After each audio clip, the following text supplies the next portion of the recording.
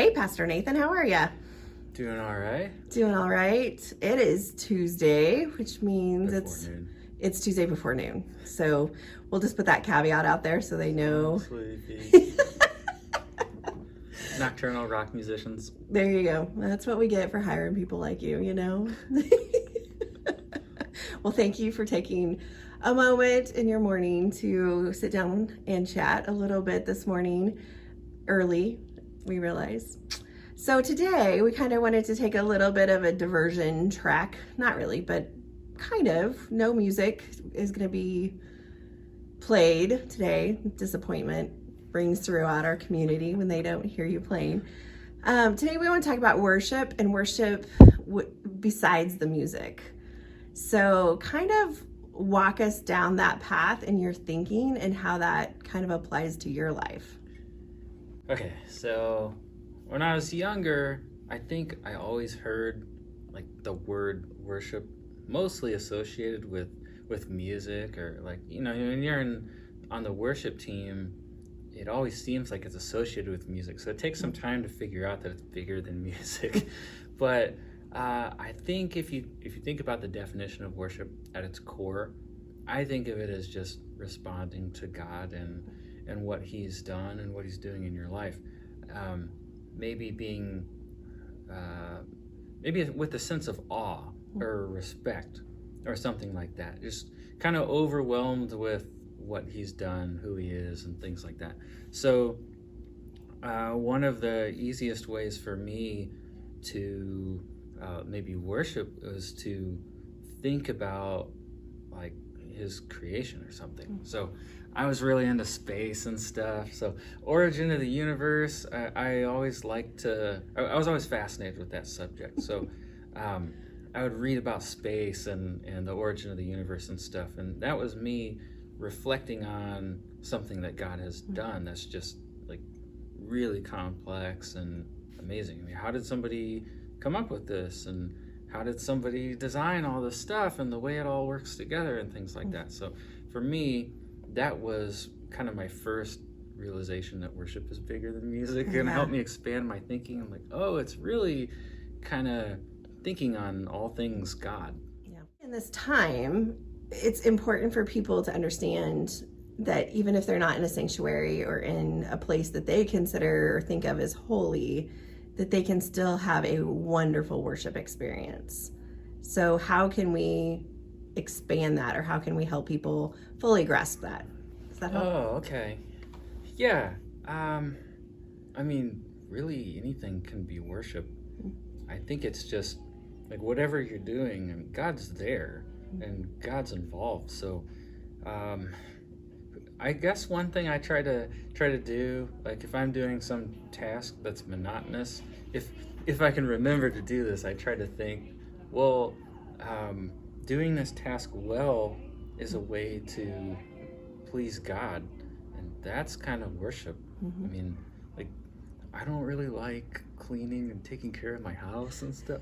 I mean, sometimes.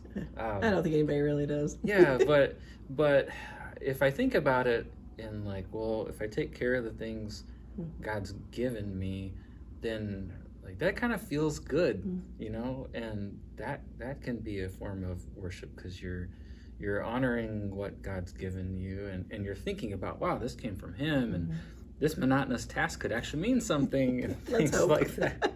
Besides just a clean kitchen. God's here while I'm scrubbing the floor. Praise the Lord. So I think that's even more important, again, like right now, in that for people to be in a worshipful frame of mind, even as they're going around their daily tasks, but even on a Sunday morning when they're sitting at home, to have that awe feeling, even in their pajamas, sitting in front of a computer, that it can be, that's worship too, and that's okay that's worship too. Well, just like I mentioned, when I was younger, worship to me was associated with music, and that's it. You know, I didn't think about the other elements of the service, like giving. That's worship. You know, giving something back to God. That is actually worship too. I didn't think about those things, but I think it could be just as easy to associate like the building with worship.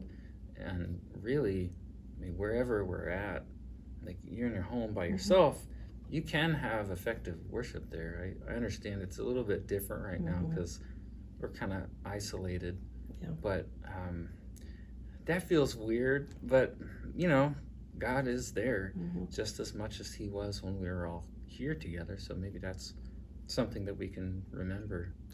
Well, and I almost feel like it's kind of part of the point of all of this, of having some great things come out of the quarantine issues that we've had to deal with, is that we are all experiencing God and experiencing worship in a totally different way than I think that's not true. I mean, the online church has been alive for a long time, but for the most part, I mean, the American trek has been get up on Sunday mornings and go to church and then go have some great lunch, right? And so this has flipped that script. It makes you think about what's important more, I think. And I think, okay, if you get put in an uncomfortable situation and have a chance to think about how maybe God's working through that difficult situation, I think that's worship too.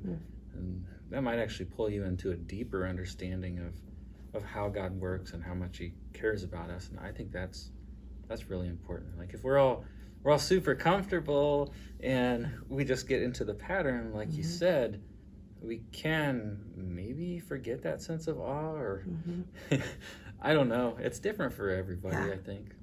But I think it's important for us to just realize the definition of worship is not just a music set, and is not just an organ playing or a piano playing, which are great things and are very glorifying to God. But it's I mean, you're making the case that worship is a lot broader in that respect. Yeah, you can almost like respond to God or engage with him in anything that you're doing. So that's kind of cool. It is kind of cool, isn't it, to think about and to carry that through your week, that it's not, church isn't just a Sunday morning deal. And it should be an everyday occurrence. And if you can get that off feeling every day, I think we might be doing something right. Yeah. I remember back to the space thing, because I love space. I remember being a kid and I was trying to comprehend the origin of time. I was like trying to think, what was there before time? Like if there was no time, then what was there? Because can there be no time? And like it's like there's some kind of limit on our brains, and I just can't understand that. We can't process that. We've never experienced being outside of time. So to me, there came a point where it was just like, whoa, like God is so much bigger than I can even remotely understand. So like testing the limits of our understanding is kind of cool, because it makes you realize just how big and powerful God actually is. And that's kind of like all of a sudden you find yourself like really in awe, and then you realize that's a moment of worship. And it's kind of comforting in this crazy time of things feel very out of control, very chaotic. Even right now, we're not sure what the next couple weeks are going to look like, let alone further than that. And so to have that comfort of knowing he's a big God and he's got this, and we can just relax and spend our time worshiping him and doing the things that we should be doing, not worrying about the future. Yeah, we forget that. Don't we? But it's so easy to forget. But if he can make a universe from nothing, which is a ridiculous thought, right? It's kind of mind-blowing. I need another cup of coffee. If he can do that, then he can obviously deal with anything that is going on here. He can deal with coronavirus. He can deal with our problems. Yeah. There's joy in that. Yep. And there's worship in that, apparently, because you told me it's everything. So we're good. Anything else? Are you good? Everything else going good? I think so. Yeah? Okay. Exploring new terrain here. So seems to be the story of our lives. Yep. Okay, you have a great day. We'll talk to you soon. Okay, thanks.